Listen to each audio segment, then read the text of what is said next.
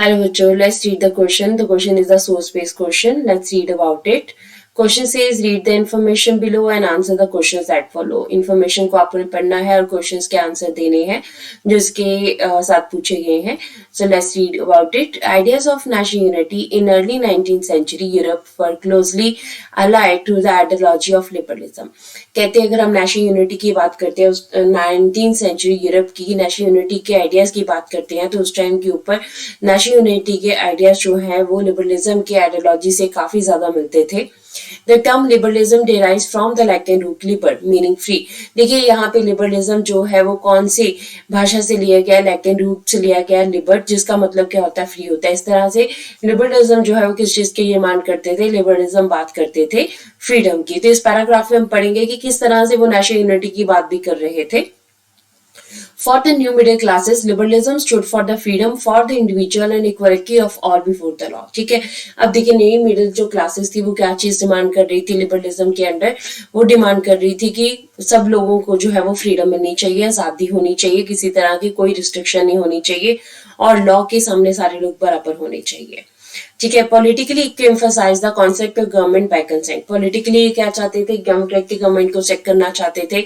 एक ऐसी गवर्नमेंट जो कि कंसेंट के ऊपर बेस्ड हो वो इसको एस्टैब्लिश करना चाहते थे. Since the French Revolution, liberalism has stood for the end of autocracy, clerical privileges, and a constitution and a representative government through parliament. ठीक है. अगर हम बात करें लिबरलिज्म की तो फ्रेंच रेवोल्यूशन के दौरान लिबरलिज्म किस चीज की डिमांड कर रहा था, ऑटोक्रेसी को खत्म करना. ठीक है. यानी मोनार्की सिस्टम को फिनिश कर दिया जाए. क्लरिकल प्रिविलेजेस उस टाइम के ऊपर जो भी प्रिविलेजेस फैसिलिटीज कुछ खास स्टेट्स को मिल रही थी उसको फिनिश करना. एक कॉन्स्टिट्यूशन बनाना और रिप्रेजेंटेटिव गवर्नमेंट जो है पार्लियामेंट के थ्रू बनाना. 19th century liberals also stress the inviolability of private property. ठीक है. 19th सेंचुरी में लिबरल्स क्या चाहते थे, वो प्राइवेट प्रॉपर्टी को भी फिनिश करना चाहते थे. ठीक है. वो नहीं चाहते थे कि प्राइवेट प्रॉपर्टी सोसाइटी में हो. European governments were driven by a spirit of conservatism. ठीक है. उस टाइम के ऊपर जितने भी यूरोपियन गवर्नमेंट्स थी वो कंजर्वेटिज्म की स्पिरिट उनमें काफी ज्यादा प्रिवेलिंग थी क्योंकि मोनार्की सिस्टम चल रहा था. चर्च का काफी इंपॉर्टेंट रोल था. So conservative believe that established traditional institution of state and society like monarchy, church, social hierarchies, property and the family should be preserved. ठीक है. इस टाइम के ऊपर कंजर्वेटिव का क्या मानना था कि जो भी पुराने इंस्टीट्यूशंस हैं, जो भी उनके ट्रेडिशनल इंस्टीट्यूशन हैं, जैसे मोनार्की था, चर्च था, सोशल हायरार्कीज थी, प्रॉपर्टी, फैमिली, ये सब कुछ दोबारा से एस्टैब्लिश किया जाए. Most conservatives however did not propose a return to the society. ठीक है. Of pre revolutionary days. कई ऐसे कंजर्वेटिव भी थे जो कि इस पुराने सिस्टम को दोबारा से इम्प्लीमेंट नहीं करना चाहते थे, वो चेंजेस के फेवर में थे. So in the east, Russia was given the part of Poland while Prussia was given a portion of Saxony. अब देखिए ईस्टर्न साइड में क्या हुआ, रशिया को पोलैंड का पार्ट दे दिया गया, प्रशिया को सैक्सनी का पार्ट दे दिया गया. अब ये क्यों हुआ, ये हुआ कि जब नेपोलियन की वाटरलू की बैटल में 1815 में हार हुई तो उसके बाद जितने एरियाज उसने जीते थे उनको सब एरियाज में जो है वो चेंजेस किए गए. ठीक है. अब वियना कांग्रेस हुई 1815 में जहां पे ये चेंजेस लाए गए थे. So the main intention was to restore the monarchies that had been overthrown by Napoleon and create a new conservative order in Europe.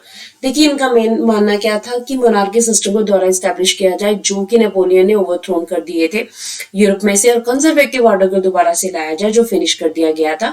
Conservative रीजम setup in 1815 were autocratic. कहते उस टाइम के ऊपर जो कंजर्वेटिव रीजम 1815 में setup हुए थे वो सारे क्या थे, ऑटोक्रेटिक थे.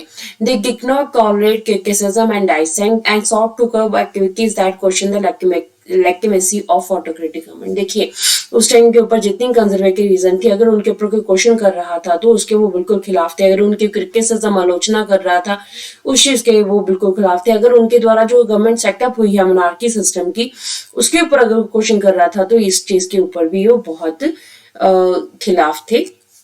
So the question here is what were the beliefs of conservative. ठीक है. देखिए अभी हमने पीछे क्या पढ़ा, हमने कंजर्वेटिव्स के बिलीफ के बारे में ही पढ़ा है, वो क्या सोचते थे. ठीक है.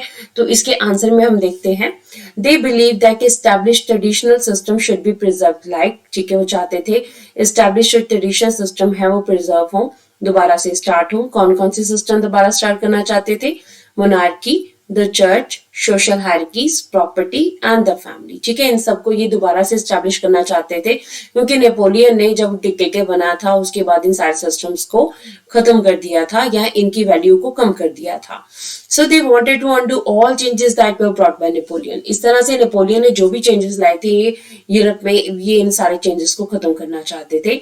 They did not tolerate criticism and wanted to curb the activities which question the legitimacy of autocratic government। ठीक है, वो चाहते थे कि जो लोग भी उनके खिलाफ हैं, जो कंजर्वेटिविज्म के खिलाफ बातें कर रहे हैं, ऑटोक्रेटिक गवर्नमेंट के खिलाफ बातें कर रहे हैं, क्वेश्चंस कर रहे हैं, उन सबको खत्म किया जाए। ये इस चीज को बिल्कुल भी पसंद नहीं करते थे। तो इस तरह से these are the beliefs of conservative and this is the answer of the question. Hope so you understood the question as well as the answer. Thank you.